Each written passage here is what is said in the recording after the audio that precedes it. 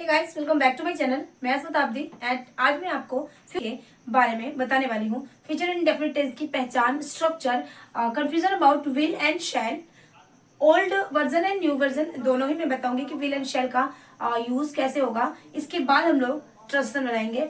तो आइए देख लेते हैं। अगर आपने अभी भी मेरे चैनल ज्वाइन किया है तो प्लीज मेरे चैनल को सब्सक्राइब कर दें, क्योंकि ये क्लास आपके लिए डेफिनेटली बड़ी ही इंपॉर्टेंट एंड फायदेमंद होने वाली, हेल्पफुल होने वाली है। तो चलें स्टार्ट कर लेते हैं। फ्यूचर इंडेफिनिट टेंस, इसकी पहचान जो होती है, वाक्य के अंत में गा गी गे आता है। वाक्य की एंडिंग ही गा गी गे से होती है। राम गाना गा, श्याम खेलने जाएगा, तुम वाराणसी जाओगे। तो इसकी इसमें जो होते हैं फ्यूचर में होने वाले कार्यों के बारे में बताया जाता है, इसीलिए से फ्यूचर टेंस का नाम दिया गया है। और फ्यूचर टेंस से आज हमने फ्यूचर इंडेफिनिट टेंस उठाया है। तो फ्यूचर इंडेफिनिट टेंस की ये पहचान हो जाती है। एंड जब हम स्ट्रक्चर की बात करते हैं तो सब्जेक्ट, विल, शैल, वर्ब की first form, object and other. अब सिंगुलर प्लूरल की बात जब होती है तो वहां विल एंड शैल दो हेल्पिंग वर्ब आती है। तो सबसे पहले तो हम अपना विल एंड शैल का कंफ्यूजन दूर कर लेंगे, क्योंकि विल एंड शैल ये एक बड़ा मैटर है कि कब विल यूज करें, कब शैल यूज करें। तो इसको पहले क्लियर कर लेते हैं। तो देखिए, विल वर्सेस शैल के बारे में बताने वाली हूँ। ओल्ड वर्जन जो है उसमें आई एंड वी के साथ शैल का यूज होता था। You, they, he, she, it and any name के साथ विल का प्रयोग होता था। But in new version of English ये थोड़ा चेंज हो चुका है। I, we, you, they, he, she, it and any singular name सबके साथ आप विल का प्रयोग करेंगे। तो ये बड़ा ही सिंपल वे है। बाद में कुछ रूल्स चेंज होते हैं कि जब किसी बात को बिल्कुल प्रॉमिस के तौर पे कहा जाता है तो विल की जगह आई के साथ शैल का यूज होता है। और बहुत से ऐसे रूल्स हैं, वो मैं आपको आगे बताऊंगी। फिलहाल तो ये सिंपल से रूल्स हैं। आप अगर सिंपल बातें कर रहे हैं तो आप अगर विल का यूज कर रहे हैं, नो मैटर, सबके साथ विल चल रहा है। तो चलो देख लेते हैं हम ट्रांजिशन कैसे बनेगा फ्यूचर इंडेफिनिट टेंस का। इसका स्ट्रक्चर जो बना है तो ये अफर्मेटिव, और अगर हम यहाँ विल शैल के बाद नॉट लगा के वर्ब लगा दे तो ये नेगेटिव सेंटेंस हो जाएगा। तो हम लोग अफर्मेटिव और नेगेटिव एक ही साथ पढ़ लेंगे। तो चलो, रवि गाना गाएगा, तो सब्जेक्ट लगा लेंगे Ravi will sing a song. हम कल दिल्ली जाएंगे, we will go to Delhi. कल यानी टुमारो। फ्यूचर इंडेफिनिट टेंस में आने वाला कल हमेशा आने वाला कल होता है, इस बात को याद रखेंगे। जैसे पास्ट इंडेफिनिट में आने वाला कल हमेशा बीता हुआ कल होता था। श्याम तुम्हें पैसे नहीं देगा, Shyam will not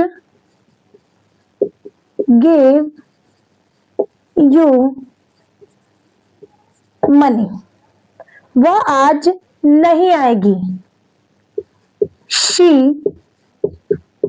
will not come today। वह कल विद्यालय नहीं जाएगी। अब देख लेते हैं, she will not, इनके बाद not, she will not go to school tomorrow।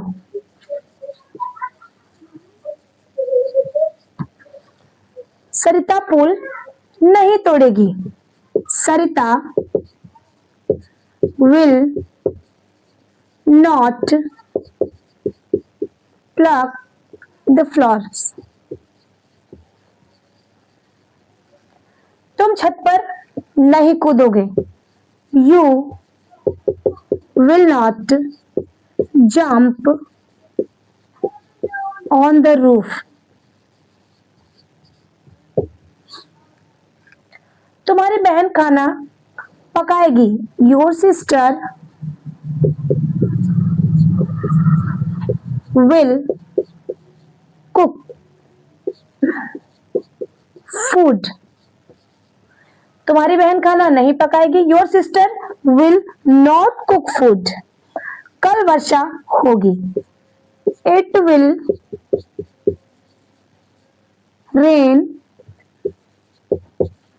It will rain tomorrow. Saurabh Amit को पीटेगा, Saurabh will beat Amit. Future indefinite tense हो तो इसमें बहुत ही सिंपल रूल होते हैं, बहुत ही आसान होता है विल शैल का प्रिविल का प्रयोग करना। के सेंटेंस बनाना बड़ा ही इजी होता है, क्योंकि कोई भी थर्ड फॉर्म, सेकेंड फॉर्म, ऐसे कुछ भी नहीं है, बिल्कुल विल के बाद आपको सिंपली वो आपकी फर्स्ट फॉर्म रख देना है, और स्ट्रक्चर तो अब तक आपको बिल्कुल याद हो चुका है। तो आप ये जो फ्यूचर टेंस होगा ये आगे भी आपके लिए बड़े थोड़ा लंबा होता है, क्योंकि जब हेल्पिंग वर्ब आप विल बी लगाएंगे, विल हैव लगाएंगे, विल हैव बीन लगाएंगे तो लेंथ बढ़ेगी, लेकिन सिंप्लिसिटी भी बढ़ेगी साथ साथ। बड़ी ही आसान, अगर हेल्पिंग वर्ब आपको सही याद हो गई तो मैं आगे आपको बताऊंगी फ्यूचर इंडेफिनिट की helping verb will shall, continuous will be shall be, perfect will have shall have, and perfect continuous will have been shall have been. बिल्कुल ही आसान सा है। तो आज मुझे पूरी उम्मीद है कि आज की क्लास आपके लिए बड़ी हेल्पफुल रही होगी, और आपको अब विल शैल के यूज में कंफ्यूजन नहीं होगा, और आपको फ्यूचर इंडेफिनिट टेंस के पैटर्न बनाने में बड़ी ही आसानी रहेगी। तो इस क्लास को मेरे लाइक कर देंगे और आपको कोई प्यारा सा कमेंट कर देंगे। Please keep watching. Thanks for watching.